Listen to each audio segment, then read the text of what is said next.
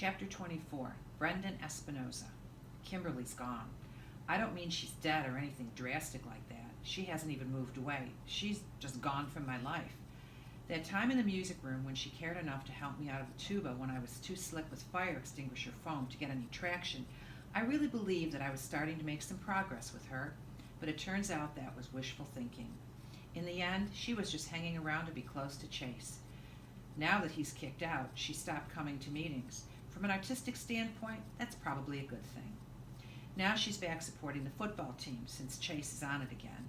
She even watches practice, sitting in the stands, her homework binder propped open on her lap. It makes me sad, because that's the same thing she used to do at video club. These days, the closest I ever get to her is when we happen to pass in the hall, and she looks like she's trying to remember where she knows me from. You'd think all of that would make me really jealous of Chase, and it does, sort of. But the truth is, I probably miss Chase even more than I miss Kimberly. Video club is useless without him. We might as well change the name to club, because the creativity level in that room is basically zero. The others notice it too. It's pretty obvious when Mrs. DeLeo asks who's got footage to screen, and nobody has squat. Even though our club is grinding to a halt, I have no sympathy for those guys. I can't get any of them even to consider the possibility that Chase might be innocent. Or maybe they're right, and I'm the moron. Chase didn't hesitate to lie about what happened in the music room and blame everything on our electrical cables. Whatever he did or didn't do to Joel and one-man band, he was just as bad at his Neanderthal pals in that way. But he was our friend. I refuse to believe he was faking that. He was a good club member, maybe the best. He worked shoulder to shoulder with Shoshona on Warrior, which is the greatest thing we ever produced. She should have had at least taken the time to listen to his side of the story, if there is such a thing. Anyway, she didn't, and neither did Hugo or Mauricia or Barton or even me. We were fine to benefit from his talent when he was with us, but we never really believed that he wasn't the Chase Ambrose we used to know, and the first time something went wrong, we dropped him like a hot potato. The whole thing depresses me to the point where I almost want to quit video club. But I'm the president. If I leave, it'll fall apart for sure. No, it's up to me to jumpstart my fellow vidiots. Even though they don't deserve it, I'm going to make a video. Any video, just to get our creative juices flowing again. Unfortunately, I have zero ideas. That's how blocked this Chase business has made everybody. So I take a walk up and down the street just for a change of scenery, and I see it. There's a big fat slug that's been climbing the stucco side of our house for the past day and a half. He's not making a heck of a lot of progress. He's only a third of the way up after all that time, which means he's averaging, by my calculations, like 15 feet per week. But you have to admire the little guy's spirit. He's absolutely determined to get where he's going, which is the roof, I guess. I don't know what's up there for him. That's his problem, not mine. I decide to film his journey inch by inch up the side, defying gravity. I'll call it Slugfest, or maybe something lofty and inspirational, like The Ascent. Then in editing, I can add in commentary like he's pushing for the summit of Everest, or maybe play-by-play from the Indy 500. That could be kind of funny, sportscasters raving about speed and acceleration and afterburners while he's millimetering along. Okay, it's no Leaf Man, but hopefully it'll get the video club going again. I take the flip cam out of my backpack. I always bring one home in case inspiration strikes, and mount it on my tripod. That way I can shoot hours of video without having to cool my heels watching nothing happening. Outside, I arrange the whole setup on our side walkway, and with the camera pointing up to that sluggo in dead center of the frame. It's not as if he's going to zoom out of the picture anytime soon, not unless someone straps a tiny booster rocket onto his butt, or whatever slugs have back there. I press the record button. Nothing happens. No pulsing green light to indicate filming. Weird. We recharge the camera batteries every day.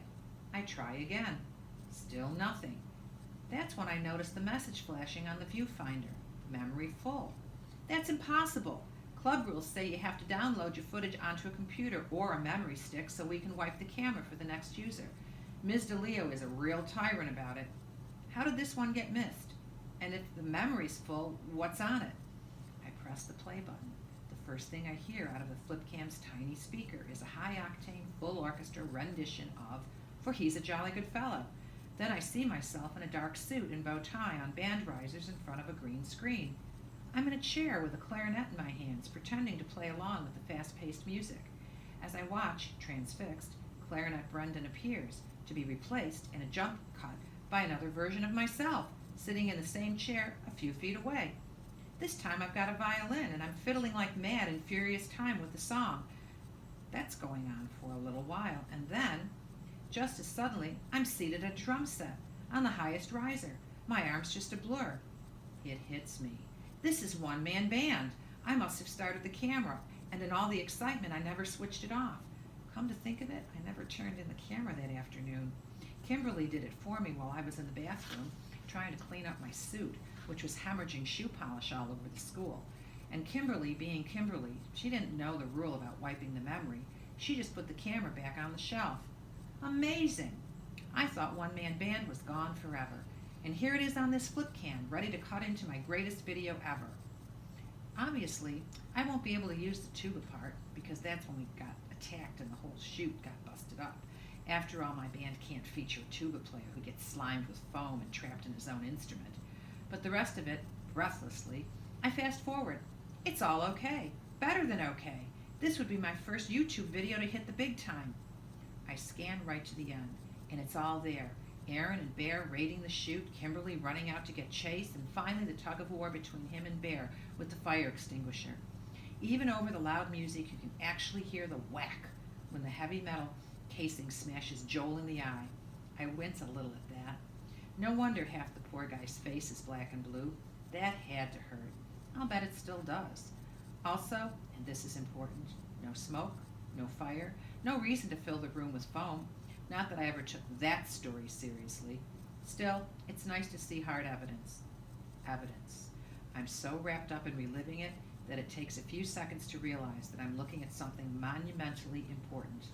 All that craziness in the music room happened so fast that it was impossible to process it. But here's a visual record that I can watch over and over again to catch every detail.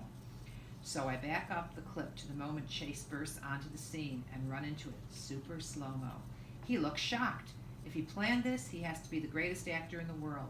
When Bear hands him the fire extinguisher, he takes it, but he just stands there holding it, as if he has no idea what it is or why he has it.